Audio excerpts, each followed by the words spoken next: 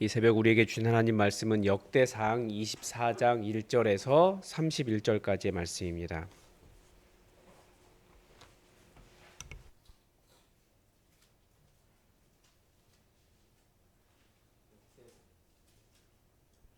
역대상 24장 1절에서 31절까지 우리 19절까지만 읽겠습니다.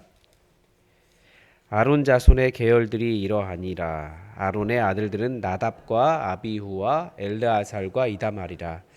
나답과 아비후가 그들의 아버지보다 먼저 죽고 그들에게 아들이 없으므로 엘르아살과 이다말이 제사장의 직분을 행하였더라. 다윗이 엘르아살의 자손 사독과 이다말의 자손 아히멜렉과 더불어 그들을 나누어 각각 그 섬기는 직무를 맡겼더니 엘르아살의 자손 중에 우두머리가 이다말의 자손보다 많으므로 나눈 것이 이러하니 엘르아살 자손의 우두머리가 16명이요 이다말 자손은 그 조상들의 가문을 따라 8명이라. 이에 이는 성전의 일을 다스리는 자와 하나님의 일을 다스리는 자가 엘르아살의 자손 중에도 있고 이삼 자손 중에도 있습니다.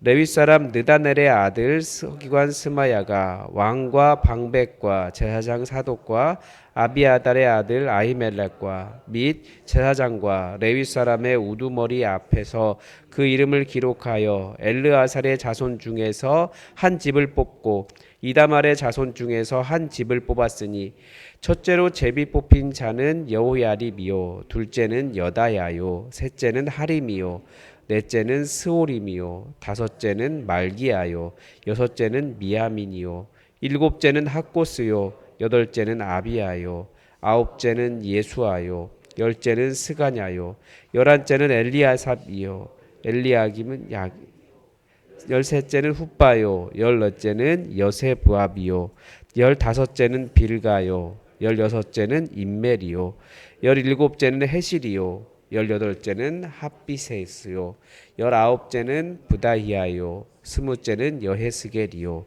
스물한째는 야긴이요 스물두째는 가물이요 스물셋째는 들라야요 스물넷째는 마하시아라. 이와 같은 직무에 따라 여호와의 성전에 들어가서 그의 아버지 아론을 도왔으니 이는 이스라엘의 하나님 여호와께서 명하신 규례더라. 아멘. 이 교회의 조직은 직분자로 채워져 있습니다. 그리고 그 직분에 따라 섬기는 사역이 구분되어 있습니다. 현재 우리 시대에 우리가 지금 속해 있는 교회는 최대한 초대교회 직분 체제, 그러니까 성경에 나와 있는 직분 체제를 따르려고 노력하고 있습니다. 대표적으로 우리가 그렇게 외우고 있죠. 사선 복목교라고. 사도, 선지자, 복음 전도자, 목사, 교사를 생각해 볼 수 있습니다. 사도는 이제 그 시대에 필요했던 것이기 때문에 지금은 존재하지 않고요. 또 여기에 장로와 감독, 뭐 집사, 뭐 이런 식으로 직분을 교회 직분을 나누고 있습니다. 우리는 이제 직분들이 성경을 벗어나지 않기 위해 또한 공부를 합니다. 그런 면에서 작년에 직분자 교육이 참 좋았던 것 같습니다. 교회가 무엇인지 그리고 교회를 직분적으로 세워간다라고 하는 것이 무엇인지 각 직분의 역할에 대해서 성경적인 관점을 배울 수 있는 시간이었습니다. 지금 역대기 본문도 아마 그 제2성전 시대에 솔로몬 성전이 무너지고 바빌론 포로에서 돌아온 사람들이 세운 시대를 제2성전 시대라고 이야기하거든요. 그 제2성전 시대의 그런 직분의 역할이 무엇이었는지에 대한 성경적인 기준으로 이 역대기가 사용된 것을 볼 수 있습니다. 그래서 어제 본문에서는 레위인들의 역할에 대해서 배웠습니다. 그리고 오늘 본문은 아론 자손의 사역에 대해서 설명을 합니다. 레위인은 성전을 섬기는 일, 여러 가지 일들로 섬기는 일입니다. 물론 제사장들도 그런 일을 했던 것으로 보이는데 주로 그 일을 감독하는 일을 했던 것 같습니다. 그래서 레위인은 성전을 섬기는 일을 하고 아론 자손은 제사장을 의미합니다. 어제 본문에서 레위인은 어떤 일로 섬기는가를 가르쳐 주었다면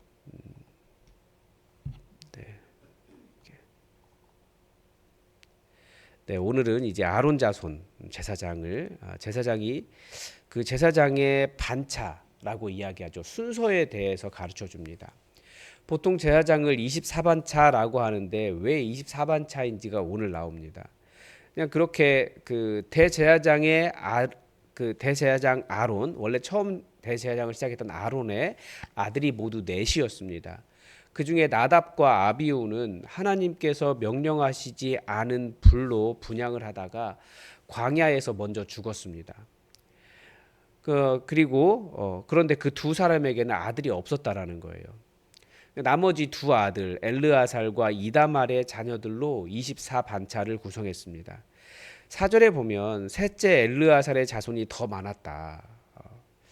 그래서 엘르아살의 자손을 16으로 나누고 넷째 아들 이다말의 자손을 가문을 따라 8으로 나누어서 이렇게 해서 모두 24반차가 된 겁니다. 그 아론 자손이 제사장의 직분을 감당할 때 이 중요한 표현이 5절에 나오는데 제비 뽑아 피차에 차등이 없게 나누었다라고 하는 부분입니다. 24반차를 이렇게 제비 뽑아 뽑은 거고요. 그 자손들을 전부 다 이렇게 순서로 해서 24개의 그룹으로 나눈 거예요. 그래서 24개의 그룹이 자기의 시간이 다가오면 그 제사장의 직분을 섬길 수 있도록 한 것이죠.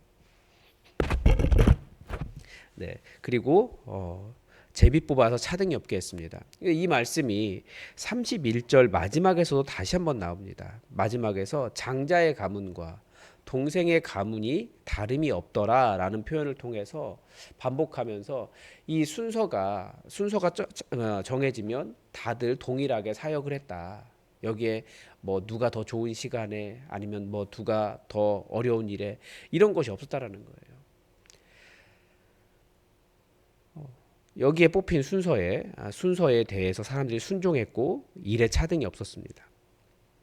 우선 이 말씀을 통해서 우리는 교회 안에서 같은 사역을 할 때 팀을 나누어 순서를 따라 할 수 있다는 것을 볼 수 있습니다. 제비 뽑아 순서를 정했다는 것을 보면 다들 그 순서가 되면 이 질서에 순응하고 이 일이 하나님께서 맡기신 일이다라며 순종했다라는 것을 알 수 있습니다. 우리 교회에도 그런 일이 있죠. 보니까 토요일에 청소하는 일에 다들 순서를 정해서 그 시간이 되면 순종해서 열심히 청소를 하시더라고요. 요즘같이 더울 때에는 정말 땀 흘려가면서 교회를 미리 쓸고 닦고 그렇게 열심히 섬기시는 것을 볼 수 있습니다. 또 설거지할 때도 그렇게 하더라고요. 그러니까 다들 열심히 순종하는 거죠. 이 일이 하나님의 일이라고 순종하는 거예요. 신약 성경에서도 이 반차가 나오는데 이 반차를 예수님에게 적용합니다. 히브리서는 예수님을 멜기세덱의 반차를 따르는 대제사장이다라고 표현하고 있습니다. 멜기세덱의 직분이 인간이 정한 직분이 아니었듯이 예수님도 인간이 정한 직분을 뛰어넘는 진정한 제사장이다. 그리고 그런 인간의 순종에 대한 이해를 뛰어넘는 그런 반차였습니다. 반차는 무엇이냐? 하나님께서 부르실 때 나의 순서가 되면 알겠습니다라고 순종했다라는 것을 알 수 있습니다. 그러니까 신약교회는 다시 말씀드리지만 신약교회는 성도들에게 예수님을 따라 삼중직이 있다는 말씀을 드렸습니다. 바로 왕과 제사장과 선지자입니다. 우리 구약 성경을 읽으면 뭐 제사장은 목사, 레위인은 장로, 집사, 권사 뭐 이런 식으로 생각하는 경향이 있는데 그건 성경적인 유비가 아닙니다. 제사장의 직분가 무엇입니까? 하나님과 인간 사이를 중보하는 거예요. 물론 하나님과 인간 사이의 유일한 중보자는 우리 예수님이십니다. 우리는 사람들이 예수님께 나아갈 수 있도록 안내하는 중보자인 거죠. 예배로 인도하고 교회 공동체로 인도하고 사람과 사람 사이의 화해로 인도하는 중보자입니다. 또한 말씀을 증거하는 선지자입니다. 그래서 우리가 공부를 열심히 해야 돼요. 증거할 말씀을 찾아야 되니까. 그리고 또한 말씀을 열심히 묵상해야 됩니다. 그것도 배우는 것을 넘어서 정말 내 안에서 말씀이 역사하도록 내 안에 소원을 두고 행하시는 하나님의 뜻이 무엇인지 알 수 있도록 내 안에서 행하시는 말씀을 드러내는 일이 우리가 해야 될 일입니다. 그 말씀 가지고 증거하는 거예요. 또 하나님의 나라와 교회를 수호하는 왕 같은 존재인 거죠. 다윗을 왜 위대한 왕으로 표현하고 있습니까? 그 사람이 성전을 세우고 이스라엘이라고 하는 나라, 하나님 나라를 보존하는 그 질서를 만드는 일에, 질서를 만들고 보존하는 일에 힘을 쏟은 왕이기 때문에 그렇습니다. 그런데 이 직분에는 차등이 없다는 거예요. 각자의 직분 속에서 이 왕과 제사장과 선지자의 역할을 하는 것입니다. 무엇보다도 딱 직분이라고 말하지는 않았는데 아주 중요한 사명이 우리 모두에게 주어진 사명이 있습니다. 요한복음 21장에 예수님께서 내 양을 먹이라 라고 말씀하신 목양의 사명입니다. 장로교가 원래 시작한 원리 자체가 모든 사람을 돌보기 위한, 주님께서 맡기신 어린 양들을 돌보기 위한 정치 체제였습니다. 그러니까 목사만 목양한다. 그러니까 교회에 누군가가 목양의 필요가 있고 돌봐야 될 필요가 있는데 목사님에게 전화해서 목사님 이 사람 뭐 좀 찾아가 보시고 막 그런 얘기 하잖아요. 근데 그게 목사만 하는 일이 아니고 모든 부르심 받은 제자들에게 부어진 목양의 사명이에요. 그래서 우리 교회는 이 목양의 사명도 회복해야 될 필요가 있습니다.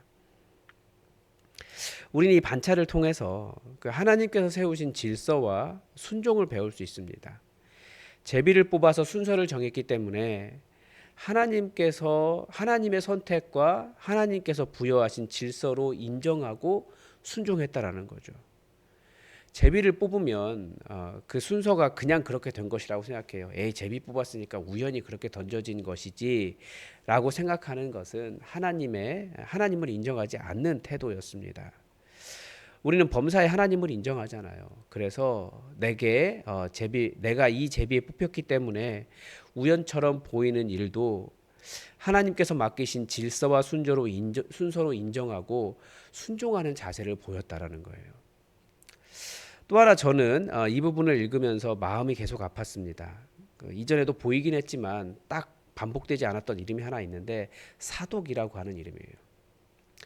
예전에도 말씀드린 적이 있는데 솔로몬 이후에 이 아론 계열의 제사장에서 사독 계열의 제사장으로 제사장 주류가 바뀝니다. 그러니까 원래는 아론 계열이 따로 있었고 사독이 갑자기 나타나거든요. 그런데 사독 계열 역대기에서 계속 사독의 이름을 반복해서 사용을 해요.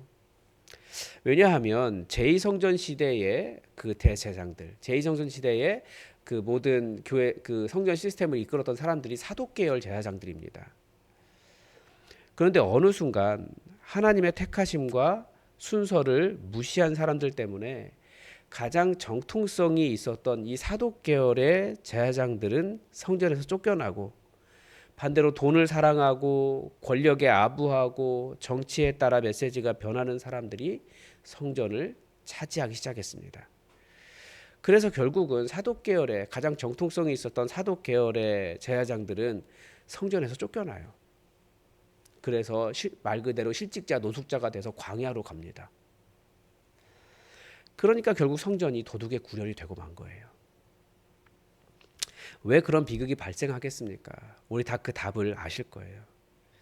근데 오늘 본문에 따르면 이런 하나님께서 세우신 질서를 인정하고 겸손한 성도들이 성전 안에 있었더라면 이 사독 계열의 정통 제사장들이 보호받지 않았을까 그런 생각이 들 뿐입니다. 여러분 우리는 주님께서 주신 질서와 순서를 따라 겸손하게 교회를 섬기며 교회를 세워갈 수 있기를 바랍니다. 하나님께서 내게 맡기신 섬김의 자리를 잘 감당하게 해달라고 우리 기도합시다. 내가 순서 맡을 때면 어렵고 힘든 일이 다가올 것입니다. 그럴 때라도 주님께서 부르신 것으로 알고 순종하며 성실하게 잘 감당할 수 있기를 바랍니다. 나는 하나님께서 주신 직분을 감사하며 그 직분에 겸손하게 순종하고 있는지 돌아보고 감사함으로 이 귀한 일 맡기신 것을 감사함으로 여기고 충성스럽게 감당할 수 있기를 바랍니다. 교회 안에 하나님께서 세우신 직분을 서로 존중함으로 보이지 않으나 우리 안에 계신 하나님을 경외할 수 있기를 바랍니다. 그리고 우리 모두에게 주어진 목양의 사명을 또 우리 감당할 수 있기를 바랍니다. 질서의 하나님을 따라 우리 교회 공동체 안에서 모두가 우리 주님 예수님을 섬기는 아름다운 교회로 우리가 세워갈 수 있기를 바랍니다. 오늘도 하나님의 뜻이 우리에게 이루어지기를 주기도문으로 기도하겠습니다. 하늘에 계신 우리 아버지, 아버지의 이름을 거룩하게 하시며 아버지의 나라가 오게 하시며 아버지의 뜻이 하늘에서와 같이 땅에서도 이루어지게 하소서. 오늘 우리에게 일용할 양식을 주시고 우리가 우리에게 잘못한 사람을 용서하여 준 것 같이 우리 죄를 용서하여 주시고 우리를 시험에 빠지지 않게 하시고 악에서 구하소서. 나라와 권능과 영광이 영원히 아버지의 것입니다. 아멘. 우리 다 함께 여전히 주의 성령을 충만하게 우리 안에 채워달라고 기도합시다. 우리의 성령 충만함이 정말 권능으로 드러나서 누구든지 와 보라라고 말할 수 있는 권능 있는 교회가 될 수 있도록, 하늘의 권능이 살아있는 교회 될 수 있도록 기도합시다. 우리 안에 환우들을 위해서도 기도해 주시고 또 우리에게 맡겨주신 사명을 잘 순종함으로 감당하는, 그래서 우리 교회가 아름답게 세워져 갈 수 있도록 나의 사명의 순종과 교회를 위해서도 함께 기도하겠습니다. 우리 다 함께 기도하겠습니다.